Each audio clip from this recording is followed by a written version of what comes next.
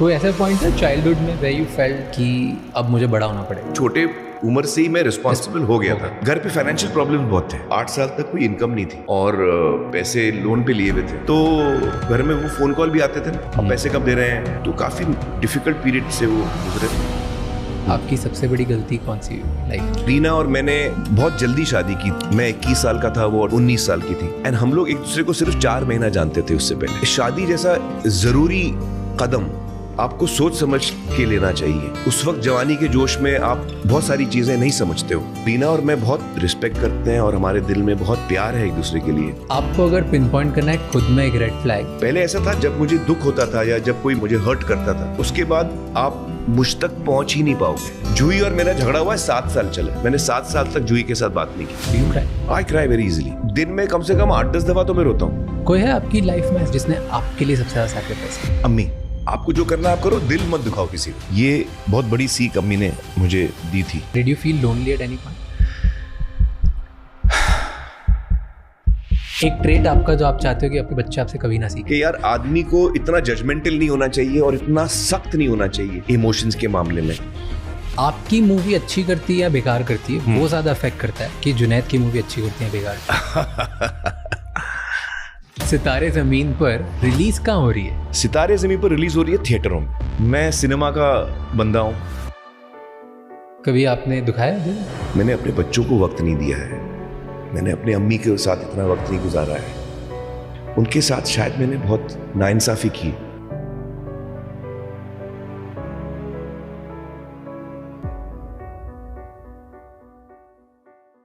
Point था childhood में where you felt कि अब मुझे बड़ा होना पड़ेगा, नाउ I've grown up? वो तो मुझे अभी तक फील नहीं होता। But maturity, what do you feel? कौन से पॉइंट पे हर बच्चे को एक टाइम पे लगता है ना कि चलो अब रिस्पॉन्सिबिलिटी है, मैं बड़ा हो गया है? किस पॉइंट पे ऐसा लगा? किसी का 30 में आता है, किसी का 10 साल में आ जाता है। What was that point for you? घर पे फाइनेंशियल प्रॉब्लम्स बहुत थे। अब्बाजान जो फिल्में बना रहे थे, आमतौर पे लोगों को लगता है प्रोड्यूसर के घर में बहुत ज़्यादा पैसा होगा, फिल्म प्रोड्यूसर। इसमें सच्चाई नहीं है। ज़्यादातर प्रोड्यूसर्स काफ़ी स्ट्रगल करते हैं, you know, to make ends meet. Actually उनकी एक फिल्म बहुत लंबी अटक गई थी, लॉकेट। ओके। 8 साल लगे उसको बनने में। तो उसमें जो एक्टर्स थे उनकी डेट्स की प्रॉब्लम्स हो रही थी। फिल्म तो 1-1.5 साल में बननी थी, 1-1.5 साल में, लेकिन वो खींचते खींचते 8 साल तक चली। तो 8 साल तक कोई इनकम नहीं थी घर में, और क्योंकि अब्बाजान ने पैसे लोन पे लिए हुए थे, इंटरेस्ट 36%। हाँ, टॉप लेवल इंटरेस्ट, बहुत टॉप लेवल। हाँ। तो there was a rough patch in the middle, you know. So when did you बहुत realize लंबा रिच as a तो kid एक्चुअली जब मैं कि ये फाइनेंशियल प्रॉब्लम घर में चल रही, क्योंकि हर किसी को रियलाइज भी नहीं होता ना, एक पॉइंट के बाद ही समझ आता है। नहीं समझ में आ जाता है, क्योंकि हम लोग घर में वो फोन कॉल भी आते थे ना, अब पैसे कब दे रहे हैं, जिन्होंने पैसे दिए थे, फिल्म में लगाए थे, फिल्म अटकी हुई है, जब तक फिल्म रिलीज नहीं होगी आप पैसे लौटा नहीं पाओगे। तो ही वाज स्टक इन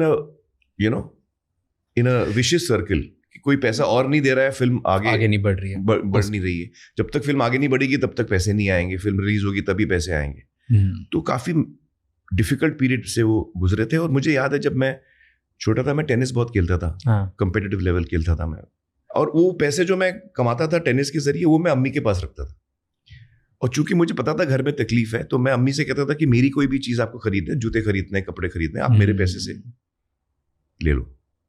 तो when I am saying all this, I am realizing कि छोटे उम्र से ही मैं रिस्पॉन्सिबल हो गया था। इज देयर एनी वैल्यू और एनीथिंग जो पापा से आप में आती है? जी, अब्बाजान में एक बात थी कि वो बहुत ही स्ट्रांग पर्सनैलिटी थे, गिव अप नहीं करते थे।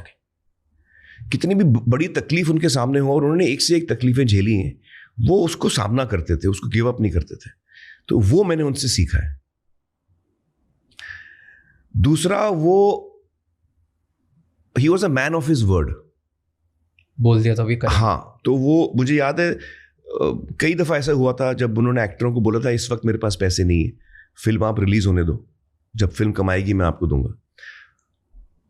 मुझे याद है दत्त साहब ने मुझे बोला था कि आपके फादर ने जख्मी बनाई थी, और मुझे लगा शायद मुझे पैसे मिलेंगे नहीं, लेकिन वो फिल्म रिलीज हुई, चली, और ताहिर साहब आए मेरे पास और मुझे मेरे पूरे पैसे दिए। तो he said, so he used to, you know, he was a man of his word. He used to stick to his commitments. तो there are a lot of things I've learned from him. Yeah. मुझे अब्बाजान कहते थे, जब हम लोग कहानियां सुनते थे ना, वो मुझे हमेशा याद है, कहानी खत्म होती थी, राइटर डायरेक्टर होते थे, तो वो कहते थे कि आप अपनी कहानी एक लाइन में सुनाइए. अगर आप अपनी कहानी एक लाइन में नहीं सुना पाएंगे तो फिल्म हिट नहीं होगी. तो मैं छोटा था, मुझे लगता था यार बेचारे ने अभी 3 घंटे लगे कहानी सुनाने, एक लाइन में कैसे सुनाएगा. अब्बाजान बहुत अनरीजनेबल हो रहे हैं. लेकिन बाद में जब मैं बड़ा हुआ, फिल्म मेकिंग के बारे में मैं और समझा, तो मुझे रियलाइज हुआ कि एक्चुअली वो क्या बोल रहे थे. आपका प्रेमाइस क्या है, आप कहना क्या चाह रहे हो, वो आप एक लाइन में बोलो. मारी छोरियां छोरों से कम है के, ये एक लाइन में कहानी है दंगल में. आप समझ रहे हो मैं क्या बोल रहा हूं. तो प्रेमाइस क्या है, आप कहना क्या चाह रहे हो. एक लाइन में अगर आप नहीं बोल सकते आप क्या कहना चाह रहे हो, तो फिर आपकी फिल्म कंफ्यूज्ड होगी. Tell me about one of your failures जहां आपको लगा था कि दिस इज, ये सबसे बड़ा फेलियर है, और which still hurts you probably. One flop और वन फेलियर जो अभी भी अफेक्ट करता है आपको. ज्यादातर जो मेरी फिल्में नहीं चली हैं वो मुझे भी पसंद नहीं आई थी. तो हमने बोला, तो मुझे भी लगा सही है, ये नहीं चलनी चाहिए थी. वो मैजिक नहीं आया. नहीं, वो नहीं बनी है. ठीक यार, पब्लिक करेक्ट बोल रही है. मुझे भी लगा था कि नहीं चलेगी. लेकिन एक फिल्म जो मैंने की थी, जो मुझे बहुत दुख हुआ, वो थी लाल सिंह चड्ढा. ओके. लाल सिंह चड्ढा मुझे लगा था कि हमने अच्छी खासी फिल्म बनाई है. तो मेरे इमोशंस फिल्म के साथ थे, और मुझे लगा था कि हाँ हमने अच्छी खासी फिल्म बनाई है. लेकिन पब्लिक को वो पसंद नहीं आई. तो वो बहुत बड़ा इमोशनल हिट था मेरे लिए. और इतने टाइम तक मेरे पास कोई नाकामयाब फिल्म नहीं थी ना, तो एक के बाद एक 2 फिल्में मेरी नाकामयाब आई. एक तो ठग्स ऑफ हिंदुस्तान, लेकिन उसमें मैं सरप्राइज नहीं था क्योंकि मुझे भी ठग्स पसंद नहीं थे. अभी देखिए, आज मैं खुल के बोल सकता हूं. मैं आदि और विक्टर से बहुत मैंने कोशिश की उनको, खैर वो सब उसमें नहीं जाते. जब फिल्म रिलीज हो रही थी मैं भी खुश नहीं था. मैं आपको एक कहानी बताता हूँ. किरण जो मेरी एक्स वाइफ है, उनको पता है कि यार मैं जब मेरी रिलीज आती है 2 महीने तक मुझे नींद नहीं आती. लाइक जैसे आजकल अभी मुझे नींद नहीं आ रही रात को, मैं सो नहीं पाता हूँ, माइंड ओवर टाइम वर्क होता है. ठग्स ऑफ हिंदुस्तान की रिलीज से पहले किरण मुझे एक दिन बोला, यार रिलीज नजदीक आ गई है, आप बड़े इत्मीनान से सो रहे हैं, चक्कर क्या है.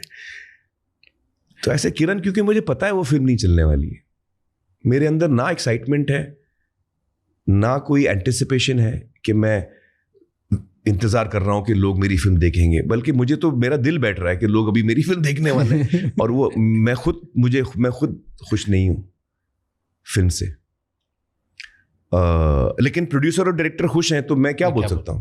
तो खैर, पर लाल सिंह चड्ढा में तो उस फिल्म में तो जब नहीं चली तो मुझे पता, हाँ, कहीं अंदर से फीलिंग थी कि नहीं, मुझे पता था नहीं चलेगी. ओके. मैं 100% श्योर था नहीं चलेगी. मुझे कोई डाउट नहीं था. Did you express that? या I expressed it very strongly to Adi and Victor, but they were confident of it. देखिए, मैं उनको भी ब्लेम नहीं करता हूँ, ये क्रिएटिव काम है. आप अपने इंस्टिंक्ट से ही तो जा सकते हो. फेयर. तो डायरेक्टर और प्रोड्यूसर की इंस्टिंक्ट थी कि यार हमने बहुत सही फिल्म बनाई, ये बहुत चलने वाली है.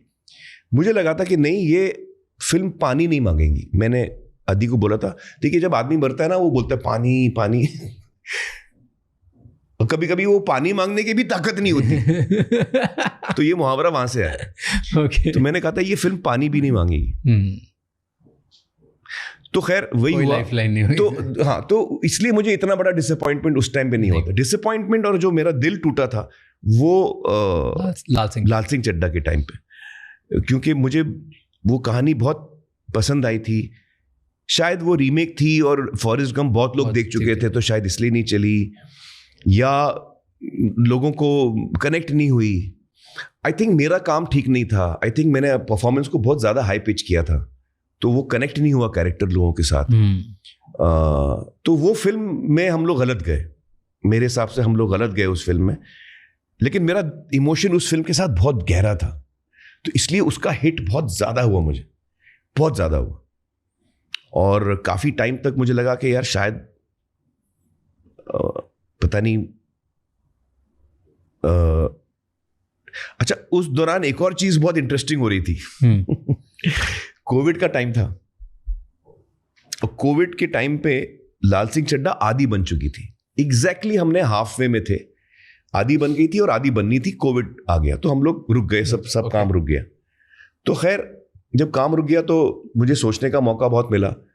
अपने करियर की शुरुआत से 18 साल की उम्र में जब मैं असिस्टेंट बना था, तब से लेके कोविड तक मैं उस पागलपन और उस नशे में और उस सिनेमा के रोमांस में इतना खोया हुआ था कि मैंने कभी रुक के अपनी जिंदगी को पीछे मुड़ के देखा नहीं कि भाई क्या हो रहा है मेरी जिंदगी में, क्योंकि सिनेमा का वो नशा बहुत ज्यादा होता है। नेक्स्ट टाइम जब हम क्योंकि आप पूछ रहे हैं तो एक्चुअली आप इतना अच्छा कर रहे हैं, आपको कोई एडवाइस की जरूरत है नहीं। मुझे अच्छा लगता है जब कोई जिनकी मैं बहुत इज्जत करता हूँ उनसे अगर कुछ एडवाइस लूं, because there is always something to. No, I agree with you. I also keep asking people what they feel about my work, because एक ऑनेस्ट और कैंडिड आंसर से आपको सीखने को मिलता है कि अच्छा ये मैंने सोचा नहीं था।